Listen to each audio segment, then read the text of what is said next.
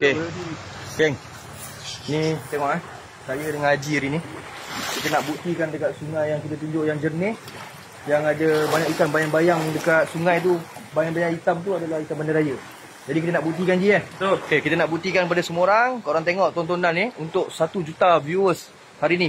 Kali ni Okay, korang tengok sama-sama kita saksikan. Jom. Okay. Teruskan ya. Cari ya.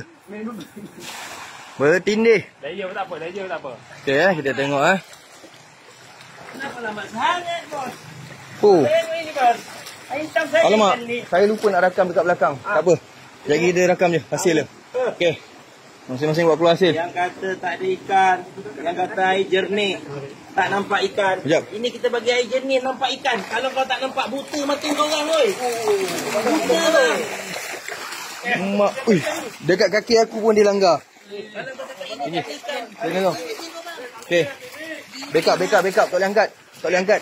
Wan, backup Wan. Cepat Wan. 1 juta orang nak tengok ni Wan. 1 juta. Woi, 1 juta. Seorang Berapa kilo? Anggaran. Menggunakan pengalaman kita ada. Berapa kilo Haji? Allah. Berapa kilo Haji? Allah. Dia lebih 30 lebih. Lebih 30. Lebih kurang Kapten mungkin kurang sikit.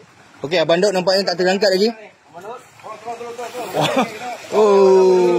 Oi, nak terkulit. Gila belakang.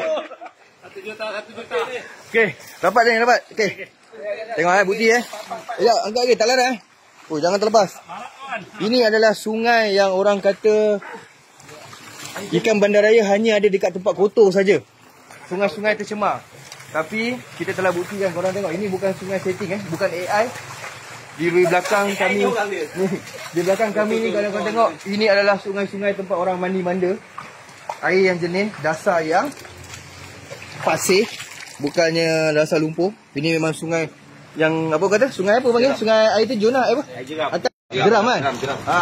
Bukan sungai Kelang, bukan sungai yang korang tengok kotor-kotor. Kali ini sungai yang dari geram atas. Dasar pasir. Korang tengok habitat dah musnah dek kerana ikan bandaraya. Sama-sama kita saksikan. Pantun satu kali. Okey. Tak nak bantu, kena panggil Zidin nanti.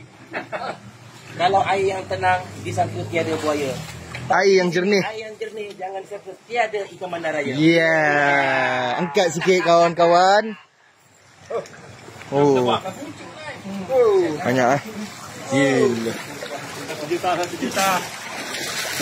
Banyak benda Bandut. Kawan.